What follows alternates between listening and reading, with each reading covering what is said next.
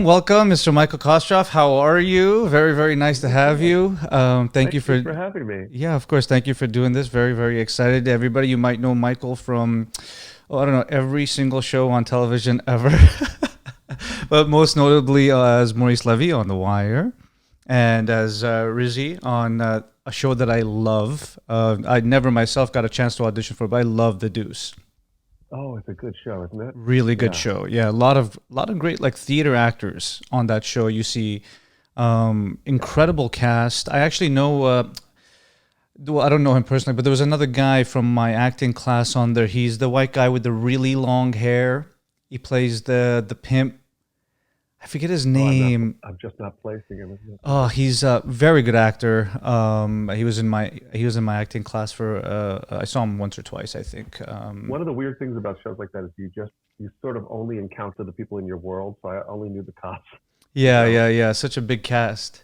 Yeah, Yeah, yeah. really, really good show. I was actually looking at we've actually you've been on so many shows that I've been on like we've been on the same like a few of the same shows, but I think it's like all of if you're in New York long enough, eventually you'll Yeah. end up on some of these on some of the shows. But yeah, Well, like we got Law and Order SVU is like you got to check that box. yeah, Yeah. yeah, yeah. Okay, cool. Well, where exactly did you grow up in? Were you born in New York or? Born and raised in New York City. Yeah, Oh, cool. yeah. Whereabouts?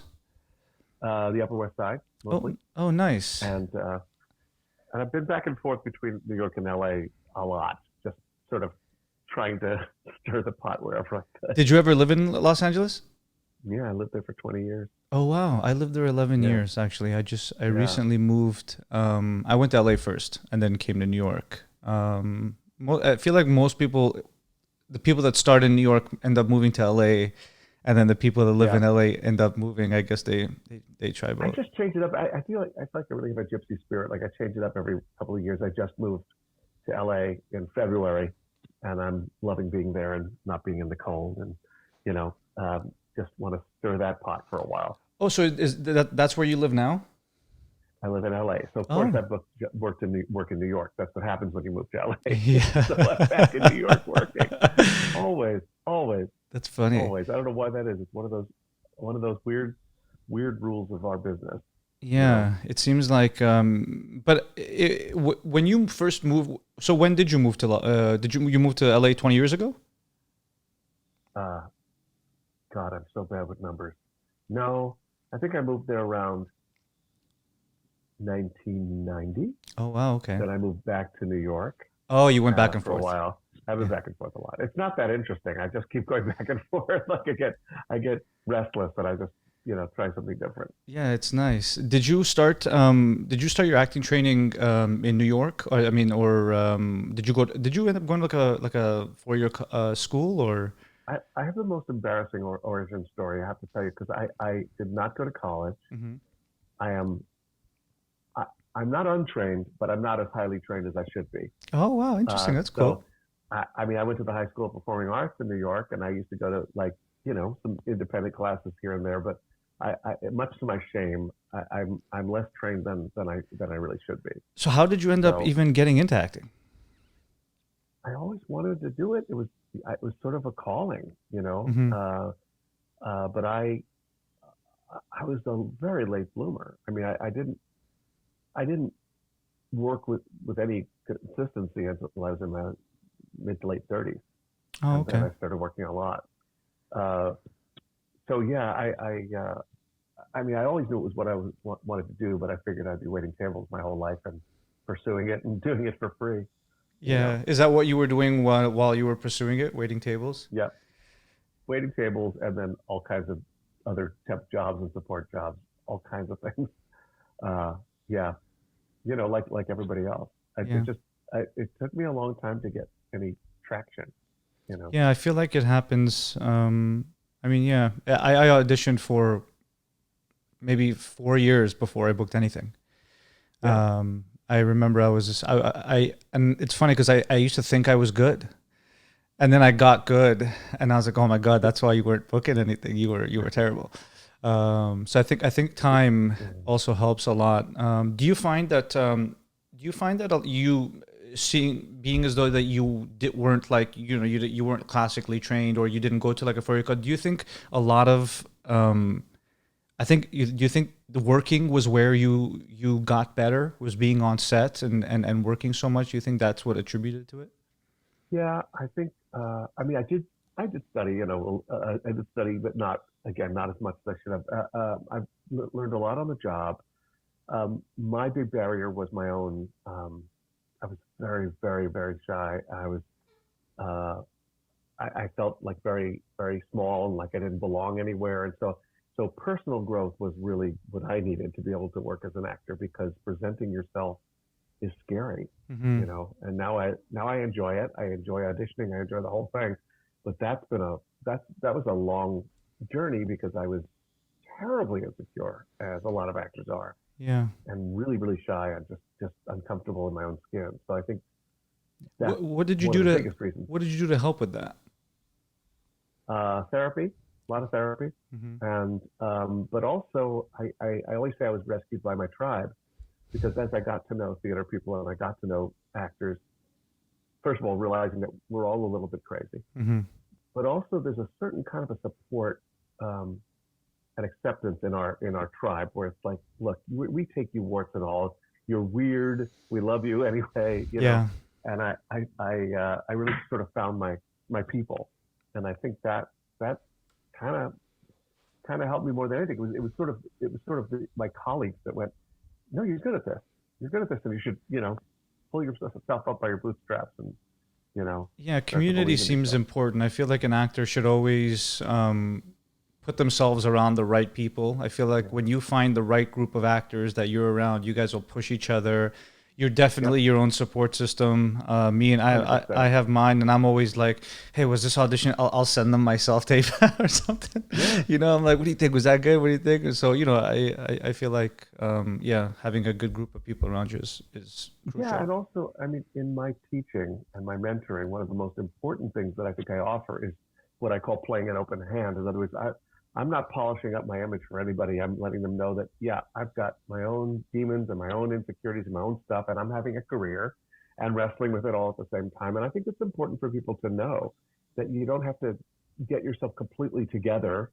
That's not, that's, that's an unrealistic goal. Hmm. We're all a little bit nuts in this business, you Yeah, know that's good and to that's hear. okay. Yeah, That's it's okay. good to You know. it's good to know that you can still Uh, be a little crazy and oh God, actors are terribly insecure, but even very famous ones who I've worked with are very insecure, and yeah. shy and stuff. But I Was there I yes, go no ahead. no sorry, go ahead, go ahead. I want you to finish your thought. Well, I want to shoot down the mythology, like when they see somebody who's on TV a lot, that he must have it all worked out, but not at all, not Hmm. at all. Yeah. Was there ever you work a lot, and was Yeah, there ever a time where sometimes it's like, I don't know, I used to fall victim to this. I don't do it anymore, as time goes on. I'm just like, it's another audition. I did my best. I let it go now. But was there ever a time when you booked something and you were like, okay, this is going to be the shift. This is going to be the thing that changes my career. This is going to be, or was there ever a moment like that? And has there been times where you're just like, oh, that didn't do what I thought it was going to do? no, I No, I I so my philosophy for this career runs in direct counter to to that. some of the very popular philosophies nowadays. I'm a great believer in low expectations. Hmm. I am. Uh, it's not that I'm not an optimist, but I think in a business that is where the supply and demand is so uneven, Hmm. um, I find I'm better served by expecting very little, because then everything that happens that's good is a surprise. Right. And again, it's not that I'm discouraged or depressed. I'm just like, I'm realistic. Hmm. So when I would start working, I'd get a co-star or something, and somebody would always say, "Well, you're on your way now." I'm like, "Well, we'll see. All I know is I'm working this week, so I want to celebrate that. Right. I don't know what comes after that." But I've never had anything that I was like, "This is going to really launch my career." Yeah. Never. You Yeah. know. I feel like that's it's a really good mindset to have, is be happy for what you're doing now, and then 100%. deal with what's coming after later. I've started Because we to I'm sorry, I keep jumping in. Because you never arrive in this business. You never get to the place where it's like, okay, now I have everything I want. No, as artists, you always want to keep doing things. So if you focus on the lack, on what the place that you're not yet, Hmm. you can get yourself really good and depressed. You Yeah. know, but because for me, I think working at all as an actor is a miracle. You know, it's a shocking exception to the rule. Really, every time I get hired, I'm just completely surprised and delighted. Yeah, that's what I was gonna ask. Do you are you still as happy with a new job as you were when you first started? Yeah, Yeah, that's yeah, good. absolutely. Yeah, it's I just would say joy. I've become a little less shocked. I'm starting to think maybe I might be good at this, but you know, Yeah. but I will say, I'll just to be really, really honest, there's been a shift somewhere along the line where I, at this point, I feel pretty sure something will come along for me. Mm. But, and I don't mean that in like an arrogant way. That's just been the pattern, Right, you right, know. right. Whereas before, I was like, I'll probably never work again. That's it, you know. But other than that, I'm still. I call my wife. I'm like, honey, I got picked. You know, like I just think that's the coolest thing. Yeah. Yeah, I used to get so down on myself when I wouldn't book, and then my friends like, dude, booking like it's hard to book. So That's like the booking, exception. yeah, that's the exception. Not when you're not like you're thinking of it the opposite way. But yeah, I think I think every time an audition comes in, the best thing to do is just do your best on that. If it comes your way, it comes your way. It doesn't, it doesn't. And I like to use them as training in itself. Also, Yeah. you know, I feel like every time you do an audition, you get better. Well, I also like. I mean, we were talking about being in the present. It's like I want to enjoy the audition because very rarely does it lead to anything else. So I don't want to miss what's happening at the moment. You Right. know, I like acting. I like creating a character. I like sort of doing the detective work of the scene. Hmm. That's all you get. Yeah. And I don't know if you know, I've been teaching a class called Audition Psych 101 for a long time, which is all about the psychology of this stuff because that's what really got me down a lot. That's where I really got screwed up was the way I was thinking about it. And you know, again, people think I'm being negative, but the norm is not booking. That nothing has gone wrong. If we torture ourselves every time we don't book, we're really doing a disservice because uh, not booking doesn't mean we did something wrong or could have done something different or could have done things better or that we even got rejected. It just means we didn't get picked. And it's Right. the normal thing. Nothing's gone wrong, you Hmm. know? Yeah, let's talk. So I wanted to talk about Audition Psych 101. So yeah. when did you decide to start that? And was it because of just the mindset around actors and auditioning that you thought, you know what, I this is what I want to teach? Well, there's an interesting pattern in my life where I'm the last to know that I have something to offer and then I got drafted into it. Okay. So a friend of mine uh, said, you should teach a class on this. And I said, on what? I don't know what you're talking about. She said, you're so stupid. Do you really not know this? She goes, every time I have an audition, you tell me some little golden nugget that sets my brain straight. I said, I do. So I was the last to know. And she made me teach and I was terrified. And that first night was electric because I just wrote my little note cards and everything I could think of. And people said, they came up at the end, they're like, you just changed my life. I'm like, oh my God, I got to teach this thing. So I was sort of the last to know that over the years, I had started to solve my own problems and started to correct some of my thinking. And again, I'm not a positive thinking guy. I'm a logic guy. So for example, we put all this energy into trying to do the impossible, which is figure out how to book a job. Right. Nobody knows how to do that. There is no magic trick to that. There's no pattern. And we're involved in this weird endeavor instead of doing the thing we know how to do, which is I do know how to play a role. I can take this role. I can play it the way I want to play it. It's one performance and that's it. And that has changed my whole career. And so I've been teaching people this class so that it became this thing. I've now taught it all over the country. I've taught it in Canada. It's a book. It's an online course. And none of this was my plan. Hmm. But for me to be able to sort of help any actor anywhere not go through what I went through, which was trauma, is it's a gift. It's equivalent to me. So the class isn't necessarily about audition technique. It's more of the mindset Yes, around all of it. it is not at all about audition technique. It is Got it. all about how we think about it and it's all based on logic and field tested experience as opposed to magical thinking, Hmm. you know. Yeah, that's interesting. So is it, do you know, obviously not right now because of COVID, but do you do it in person as well? Because I know I looked it up and it seems like it's an online, like a video online class. It is now a video online class, Yeah. which I'm glad we filmed it with a live group of actors, and I'm Hmm. so glad we did. We didn't know there would be a pandemic shutdown, Ah, because this class really works with you want to see it with a group of actors. mhm. So that's why the online course is good. But there were a couple of things that led to that. One was that I get a lot of requests from places that I'm not going to get to. They'll say, well, when are you coming to Denver? When are you coming to Tucson? It's like, I Right. don't really have any plans to be there. So I wanted everybody to be able to take the class. But also I found that people were coming back to the class again and again. And I'm like, why are you back? You've already taken it. They said, well, it was a lot of stuff and I wanted to hear it again, you know? Right. So now people can have the course and just go back to it again and again and again and again, go check in on the various subjects. So at the moment, it's only available as an online course. I I do see. hope to get back to teaching it live at some point. Yeah, that would be cool. I'll Yeah, definitely come by. yeah. Did you ever, well, actually, I wanted to ask, you do, well, you do know something about booking because you do work quite a bit. Is there any, do you approach each audition as, well, just in plain terms, do you ever do you watch the shows before you audition for them? Yeah. Where, what kind of, what's kind of your process behind it? When you, let's say the email comes in, you Yeah. have the audition, you have the sides. What do you do? So one of the things I've learned over the years is to respect that we all work differently, and that has to be okay. I have friends who really do a lot of preparing, and I'm not a big preparer. Hmm.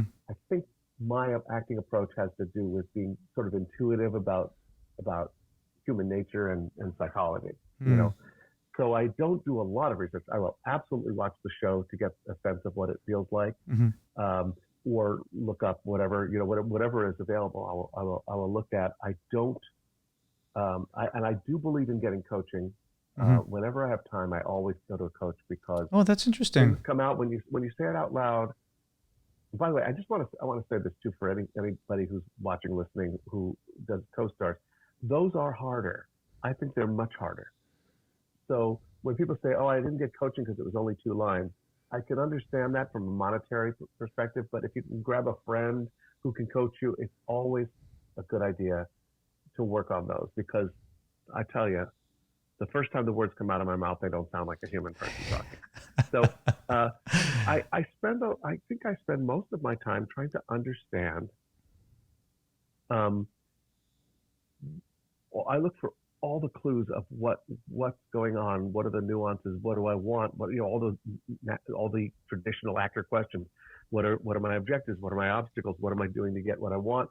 And also, why did the writer put this scene in here? Why Oh, is this that's a good character one. here? Yeah. Because particularly with on camera, you have to be very careful about creating more story than what's there. Sometimes your character is not there to take a personal journey and to have a trajectory and an arc.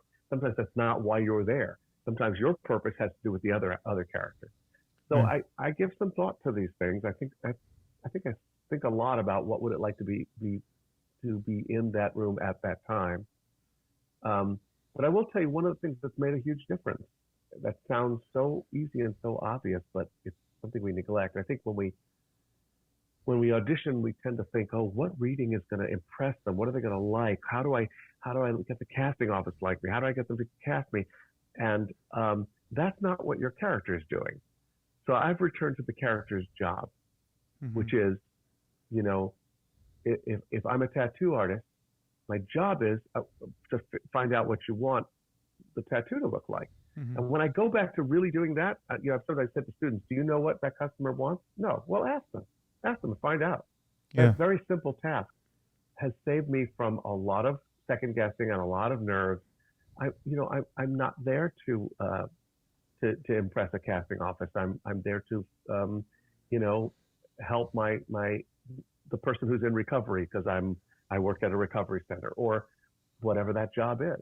Yeah. You know, um, and that very obvious sounding simple thing is what tends to go out the window when we audition because we Yeah. get outside of ourselves. But if my job is I want this woman to know how much I love her, then I just have to go in there and do that. Right. Just The, yeah. the rest is up to somebody else. You know. Right. How much of it do you think is in our hands, and how much of it is not in our hands? I mean, there's times where I'll do a tape and I'm just like, if I don't book this, I don't know what else I have to do.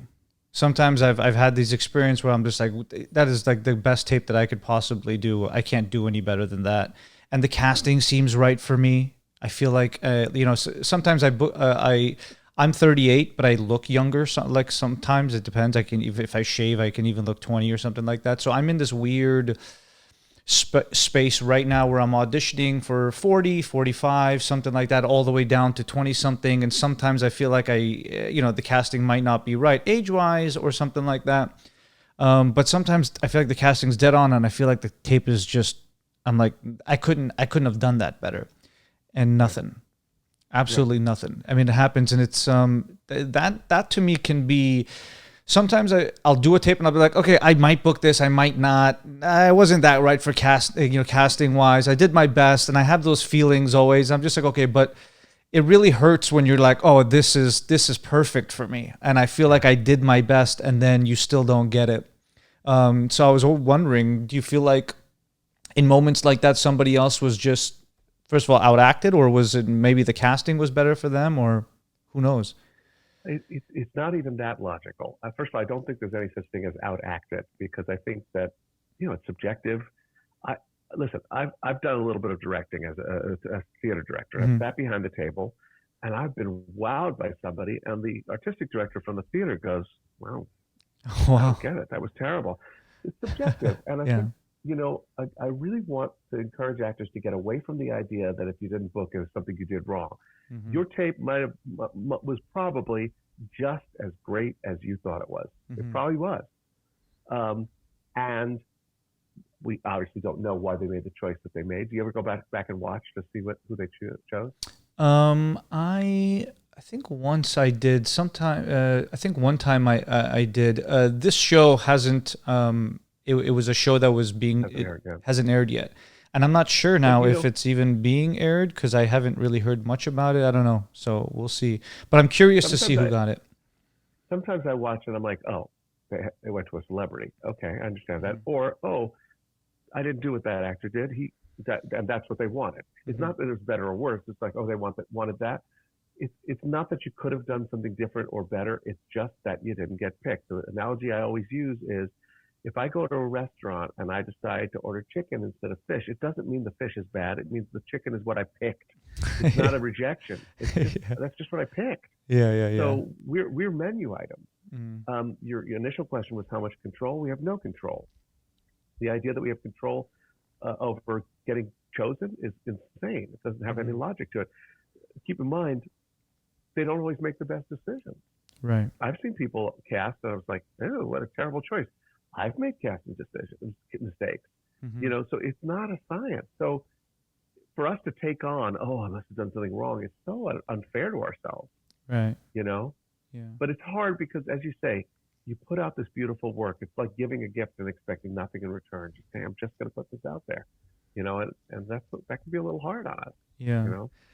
After all of these, all the shows you work on, when you leave after, because you work on some of these shows for a little while, when you leave, is it always sad, or are you happy for the next journey, or is it a bit of both?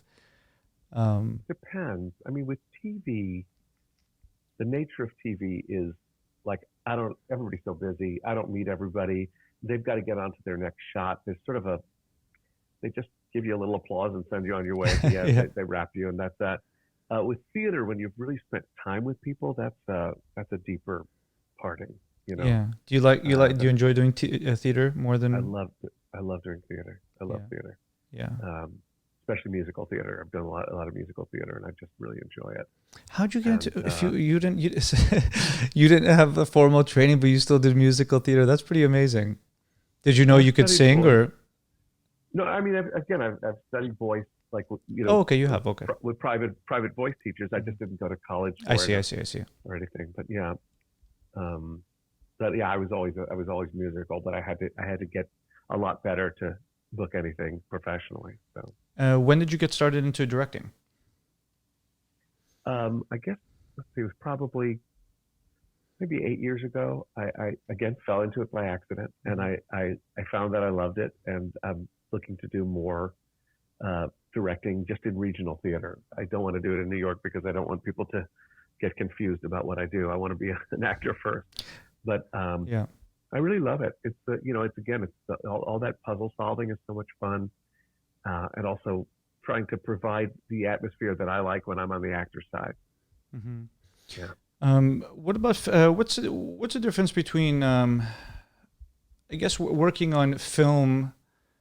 You've done a lot of film work as well.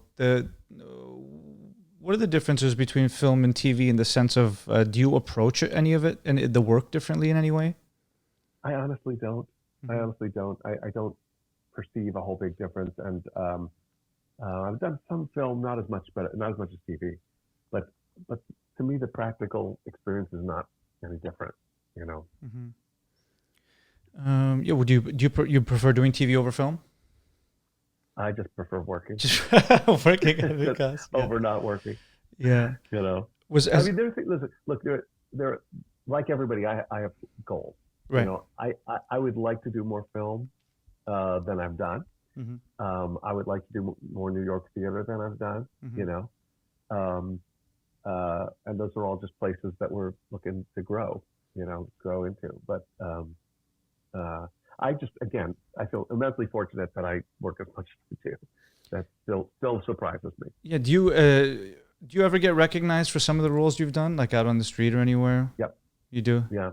What was the first time that happened? Was it weird? No, well, not for me. I mean, I'm so, I don't want to sound like a geek, but I mean, I'm so grateful. You Yeah. know, unless it's weird, which has only happened a few times, it's been a little strange. Hmm. Or I don't like people to be nervous around me. That bothers me. That's uncomfortable when if they're treating me like some big star or something. I don't. That's just too weird. But I love when people come up and they say, "Hey, I like your work," or you know, I just think it's amazing to be at a point where people stop you and say they like how you do your job. Yeah. I'm like, what other profession gets that? Dentists don't get stopped in the street to be told, It's true. It's it's, true. I just feel lucky. Yeah, it is pretty great. Did you ever train with Larry? Is that how with Larry Moss or with Carl Bury? No, I oh, Call Fury. Yes, I took his class. Oh Yes, of yeah. course. Okay, yeah. Yeah, So yeah. that, No, I took his class for a while. He's a brilliant teacher. I yeah, sat in on one Larry Moss class. I've only had one opportunity to do that, but Carl is a great acting teacher. yeah. He's He's very he's good. brilliant. Yeah, Yeah, I've been his class for since I moved out here actually.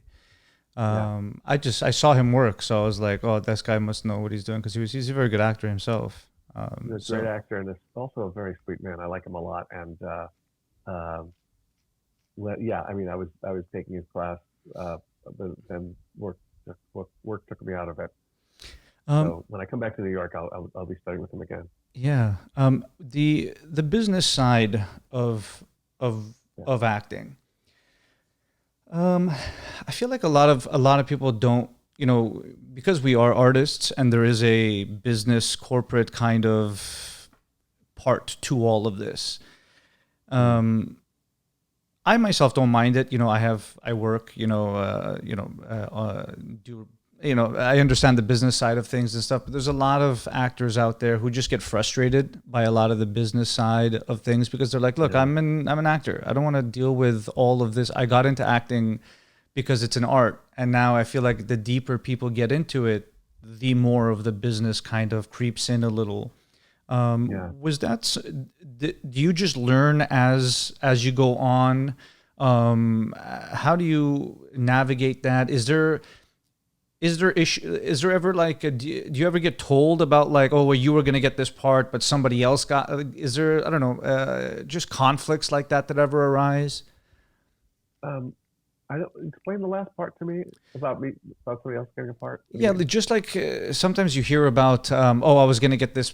You were up. I was up for a part, but then this other person had this other agent that was, I don't know, a Oh, bigger agent than mine, and maybe somehow was able to get a look, part over them.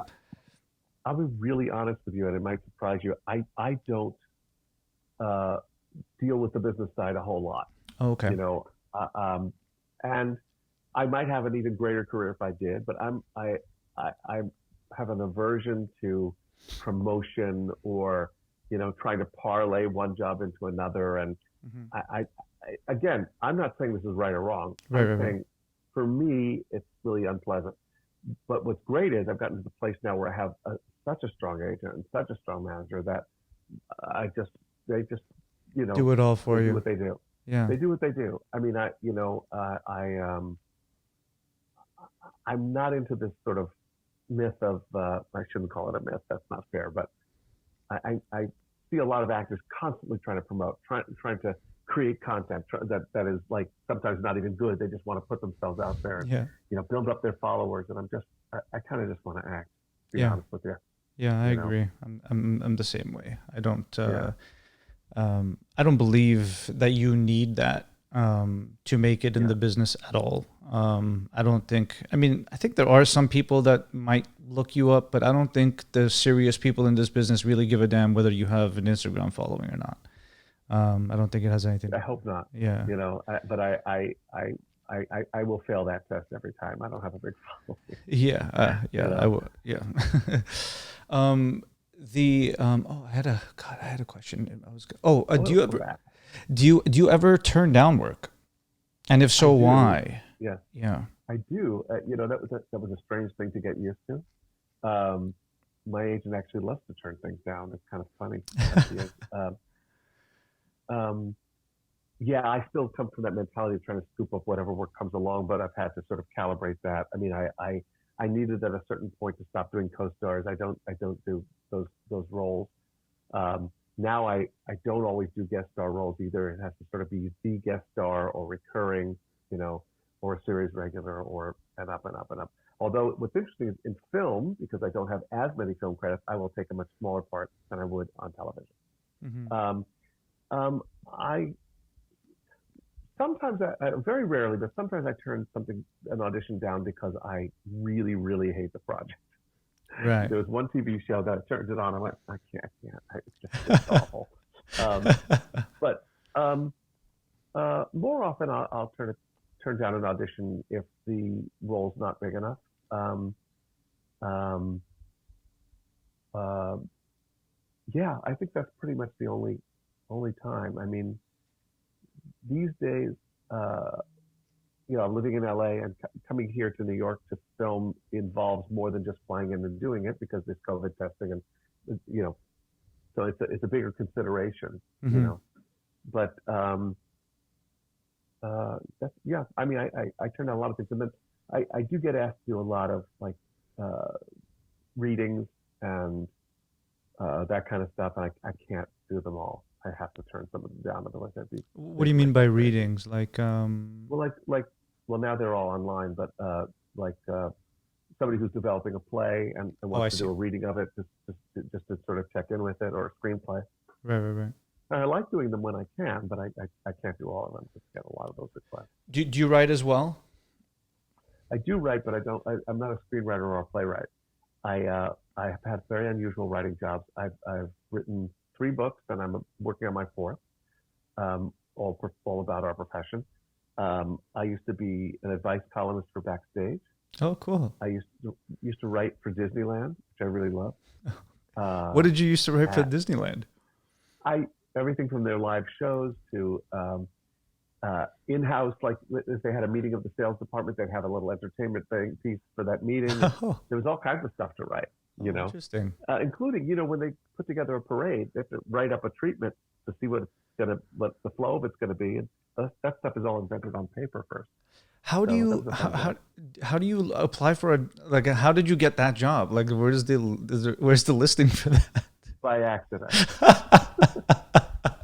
I was working at Disneyland as a performer. Oh, cool. I had never written. And one of the writers there said, "You should be writing for us." I said, "I'm not a writer." He goes, "I don't care." Hmm. And I was terrified. I thought this was going to be terrible. And then it turned out that I was a good writer. I didn't know that. And I write a blog called The Weekly Curmudgeon, where I complain about things, and I enjoy that a lot. And so I just have these sort of oddball writing jobs. Yeah, Yeah. which were you? Were you one of the Disney characters when you were working there?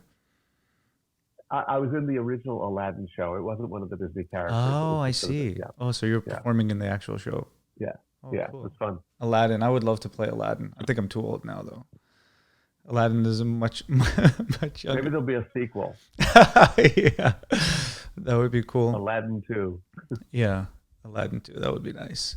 Yeah, theater seems to be. I moved to New York for theater. It just seems to be more difficult to break through these days in New York theater. If I feel like it's kind of backwards these days. I don't know. You tell me what you think. But back in the Yeah. day, I feel like people would come through the theater and then go on to become famous.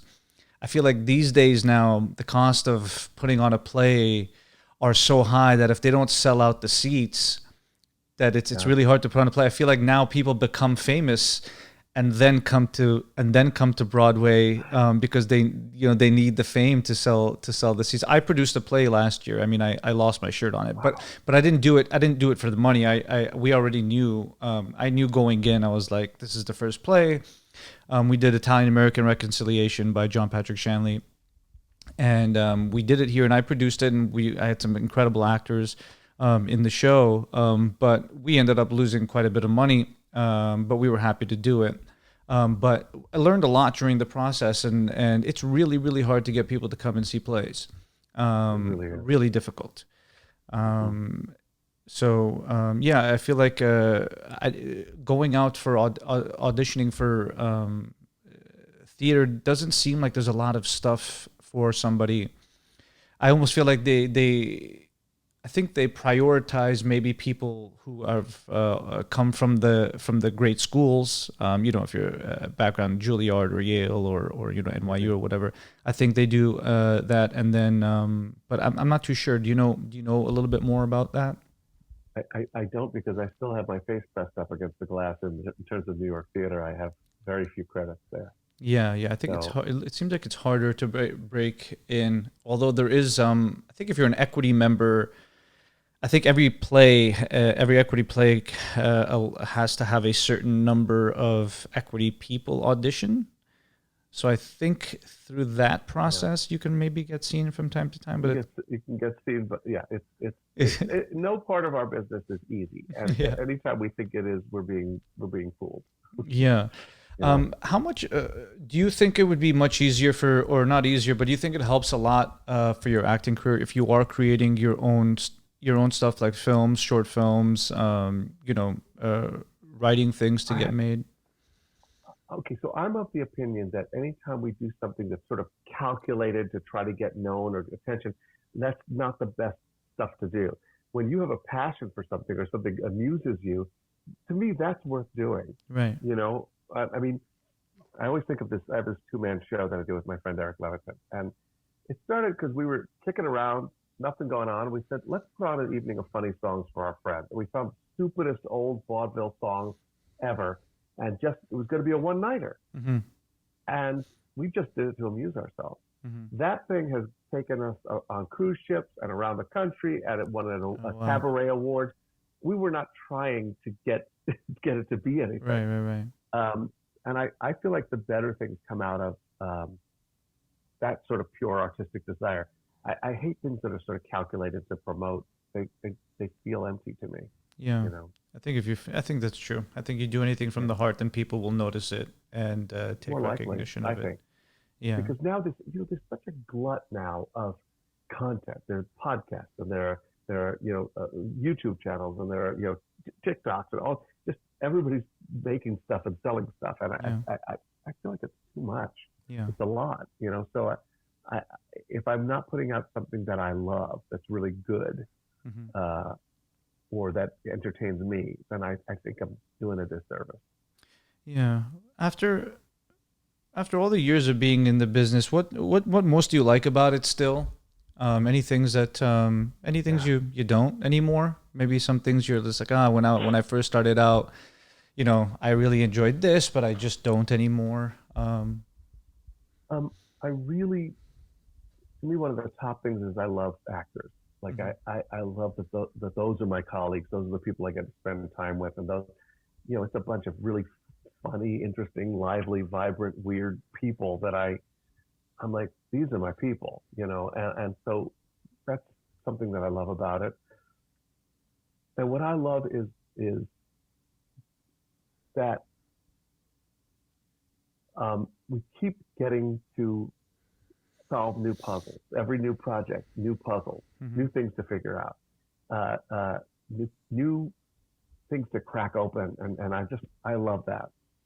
I love that.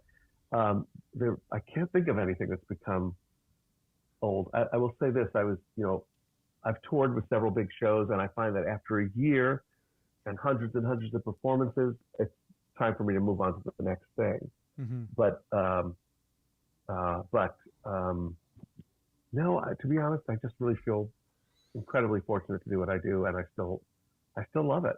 I do. Yeah. You know. Any advice for up and coming actors? Yeah, just Yeah. on how to, I don't know, maybe just what is it? Just aspirations or setting goals, maybe in a way where Hmm. maybe yeah, something you think that a goal setting situation that may help them. I mean, I have so many so many ideas because I love mentoring. I think if we have to approach this from the premise of it's an impossible career, Right. balanced against the fact that somehow some people manage to get jobs. Hmm. So it is somehow doable, but we shouldn't expect too much from it because the likelihood is this is just math, not to be discouraging. It's just mathematics. So then we're, as I say, that supports the idea of enjoy the journey. If all I can do right now is an acting class, I want to enjoy that acting class. If all I can do right now is student films, I want to enjoy that fucking moment where I get to do that. Right. Because otherwise, you could spend your whole career chasing the stick, whatever that metaphor is, just Right. chasing the thing that's not going to. There's a little analogy. I'll never forget this. When my nephew was little, he was like, I think he was like 8 years old. He was really excited because he was coming to visit me in LA, and he wanted to go to the Hollywood Wax Museum. He was so excited about the Hollywood Wax Museum. He talked about it. We had breakfast that day. He's like, "We're going to the Hollywood Wax Museum. We're going to the Hollywood Wax Museum."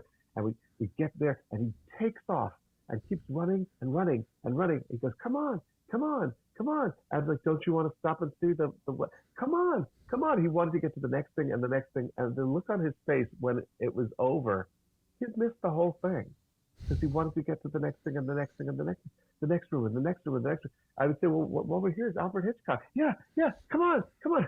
And he missed the whole thing. And I get concerned that we can spend our whole careers that way, thinking that we're going to get to some level where we won't be chasing it. And I know we said that before, but it is important advice to sort of relish the journey as you go of this crazy, impossible career. Um, and I think that's the mindset thing that I think is important. Yeah. I think managing your mind as an actor is crucial because it's unpredictable, sometimes upsetting, sometimes disappointing business. And I think how we manage unemployment and how we manage the times when it's not going well is really that separates the men from the boys, as they say. So I will also say that if you've got issues, if you've got depression or anger or insecurity, those are things to spend time working on and not figure, oh, well, that's just me.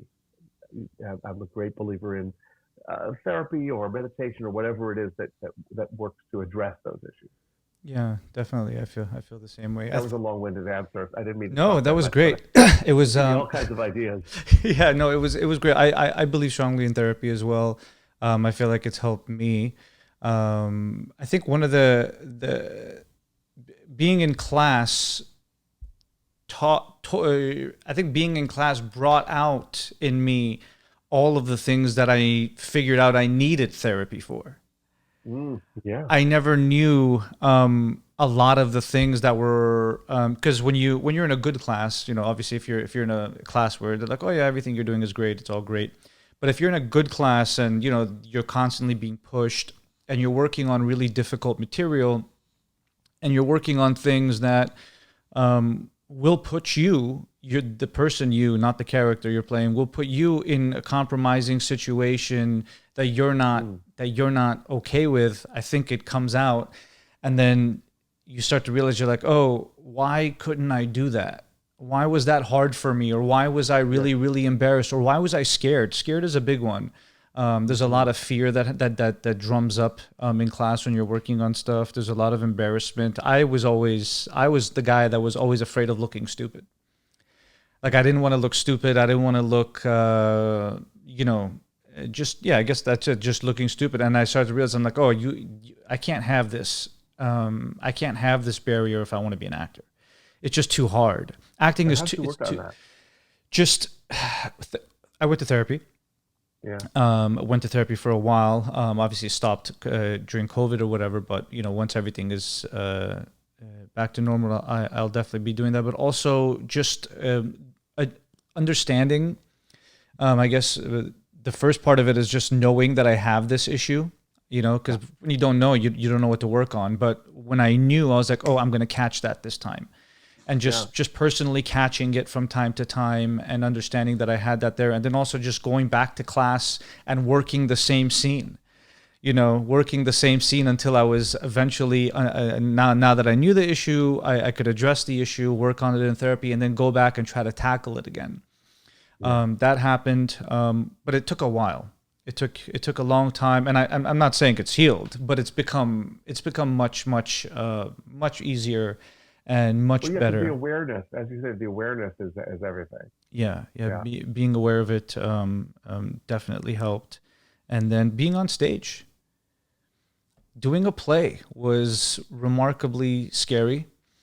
And the first night, opening night, I was probably so afraid. Afraid half to death probably, and then by the end of it, I felt like a superhero.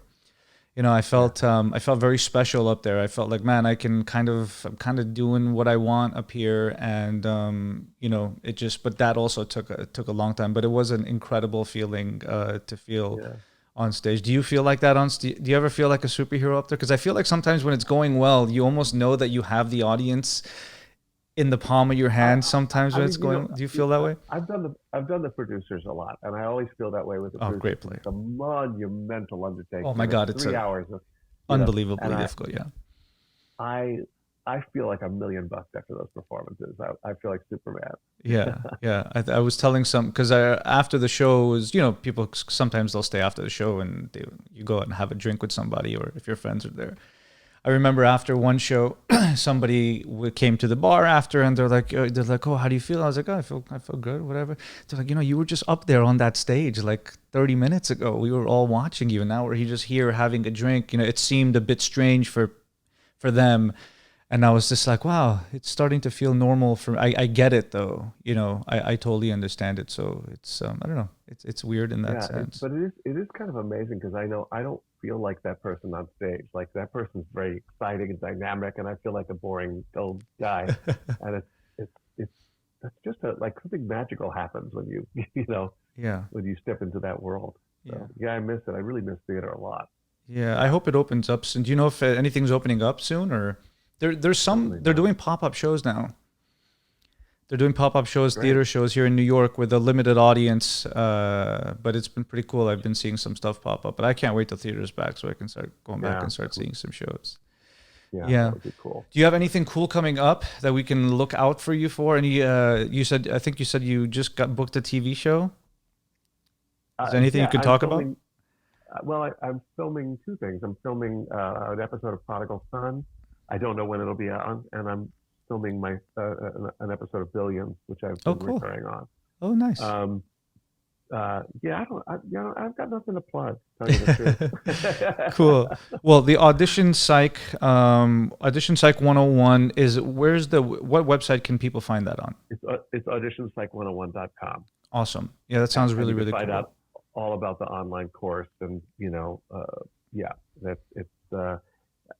we people have been really enjoying the fact that they can circle back and watch it again and again and again. So I'm glad that we have that as an available tool for people, because I honestly don't know another class that talks about the psychological side of all this stuff. Yeah, I don't think I do either. People can, so Yeah, once they get it, they can keep it. yeah, Oh they wow, keep it forever. that's Yeah, awesome. This is good to have. Then yeah, you can go back and just check it whenever you want. yeah. Because I talk a lot, and people say I missed some of the things you said. So this way you can go back and slow me down. That's awesome. Yeah. Well, we'll be excited to see you and all of the stuff that you have coming up on television. Thank you so much, Thank you. Michael, for doing this. This was really, really awesome. I think people are going to take a lot away from it. And Good. It's totally my pleasure. My yeah, pleasure. Thanks for having appreciate me. your time, and hopefully we'll do it again sometime. Will do. All right. That's Bye.